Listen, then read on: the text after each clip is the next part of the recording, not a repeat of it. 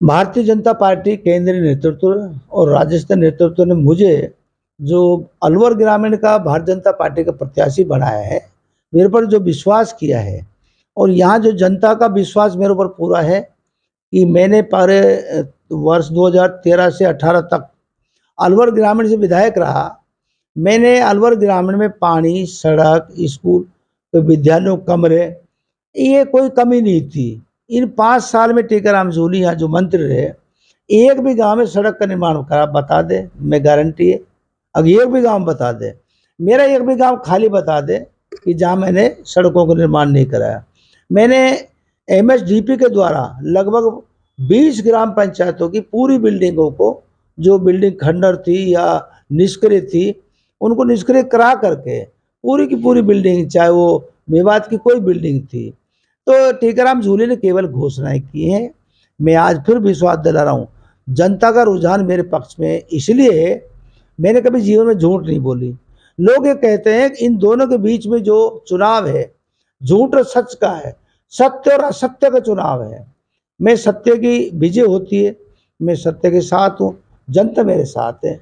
वो असत्य की पराजय होती है, वो उसका नाम है टीकाराम जूली। लेकिन सर अलवर ग्रामीण में देखा जाए तो करीब 50 से 60 हजार वोट एससी समाज के हैं और मेव समाज के वोटर कांग्रेस के बैंक वोट बताया जाता है, क्या कहना है इस बारे में?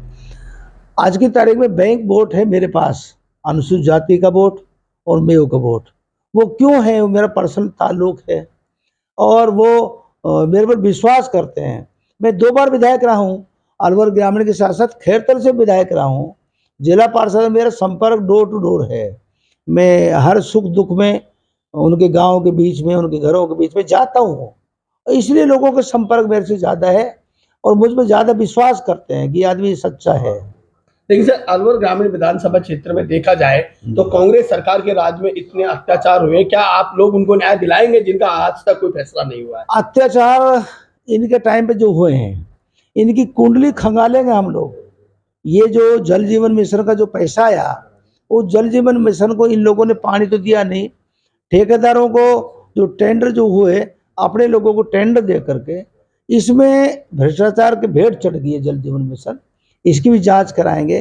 कुछ मुद्दे ऐसे हैं कि जिनमें न्याय नहीं मिला, मुकदमे हुए हैं लेकिन मुकदमों में कोई कार्रवाई नहीं की।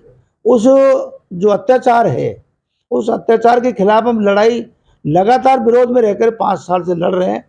जनता सब जानती है कि ये लेकिन सर टीकाराम जूली जी ने, मंत्री जी ने बहुत सारे अभी शिलान्यास किए हैं और वो लोग काम नहीं शुरू हुए, क्या वो काम शुरू होंगे या अधूरे रहेंगे? टीकाराम जूली ने केवल घोषणा की है, अन्नी नहीं नौड़ी में मल्लू सो रहा है पौड़ी में। ये झूठी घोषणा, झूठे पत्थर ये घर में लगा करके बैठे हैं। एक भी गांव में बता दे जो शिलान्यास करे हैं, इस बात का शिलान्यास है। कहीं आपकी फाइनेंस स्वीकृति नहीं, पीडब्ल्यूडी के पास कोई ग्राम पंचायत का फाइनेंस स्वीकृति नहीं है।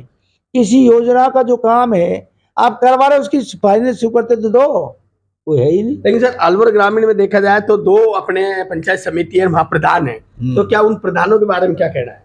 मेरे यहाँ पंचायत समिति उमरेन, पंचायत समिति मालाकड़ा में 2 प्रधान हैं। वो कांग्रेस के प्रधान हैं।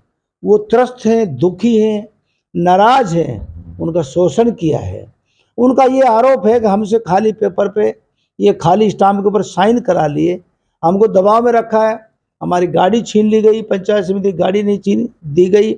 अभी जो मालाकड़ा पंचायत समिति में जो विकास कार्य हैं, उन विकास कार्यों की 6 करोड़ की वित्तीय स्वीकृति जारी टीकाराम जूली नहीं होने दी, इसलिए दोनों प्रधान नाराज हैं, इनके साथ कोई नहीं है। लेकिन सर आपको लगता है कि प्रधान क्या बीजेपी का दामन थाम सकते हैं? वो तो उनका विवेक खुद का काम करेगा।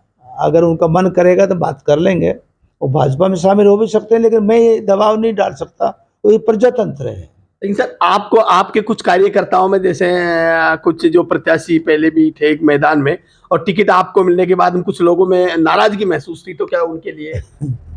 टिकट तक नाराजगी होती है, अब उसके बाद में तो ये थोड़ी बहुत तो गुस्सा भी रहता है कि भाई हमने इतना खर्चा किया, इतने लोग घूमे हैं, हम यहाँ घूमे हैं, 6 महीना हमने मेहनत की है, थोड़ा सा रहता है।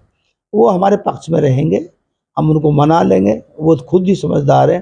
अगर कोई गलती भी करेगा ना, कोई गलती करेगा तो गलती करने वाले को कोई लाभ नहीं मिलता, देखा मैंने। आवेश में कर देते हैं, गुस्से में कर देते हैं, लेकिन गुस्सा गलत अगर कोई करेगा तो उनको कोई लाभ मिलने वाला नहीं है। तो सर अपने जो आप डोर टू डोर जो दौरा कर रहे हैं क्षेत्र का, तूफानी दौरा, तो क्या अपने क्षेत्र में कितने कार्यालय खुलेंगे और क्या रूपरेखा है? अभी तो कार्यालय खोलने की जो व्यवस्थाएं हैं, नॉमिनेशन 30 अक्टूबर से और 6 नवंबर के बीच में नॉमिनेशन का है प्रोग्राम। उसमें नॉमिनेशन के बाद के बीच में जो हमको डेट मिलेगी, अभी मैं मुहूर्त निकलवाऊंगा, उस डेट के बाद में वो कार्यालय हम सब जगह खोलेंगे। चिकानी भी खोलेंगे, अकबरपुर भी खोलेंगे, आपके कस्बा डेरा मंडल भी खोलेंगे और माला खड़ा भी खोलेंगे। एक कार्यालय अलवर में खोलेंगे जो हेड ऑफिस होगा।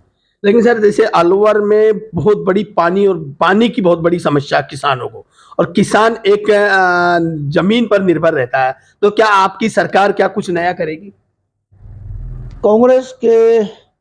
कांग्रेस ने पूरे 5 साल अलवर जिले को बहुत बड़ा नुकसान किया है। इन्हें पाप किया है पानी के लिए। ईआरसीपी का 37,000 करोड़ का प्रोजेक्ट था, डीपीआर बनी वसुंधरा जी के टाइम में, मैं जब विधायक था। उस 37,000 करोड़ के प्रोजेक्ट को पेंडिंग रख रखा है।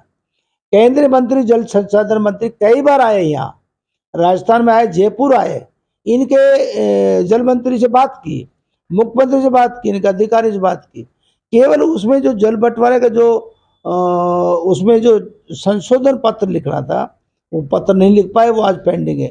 मैं ये विश्वास दिला रहा हूँ हमारी सरकार बनेगी, 100% बनेगी।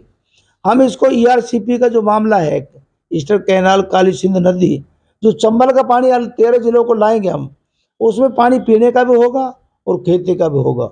हम उसको फर्स्ट बजट सत्र में उसको पास करा के संशोधन करके केंद्र से उसको मंजूरी ले लेंगे।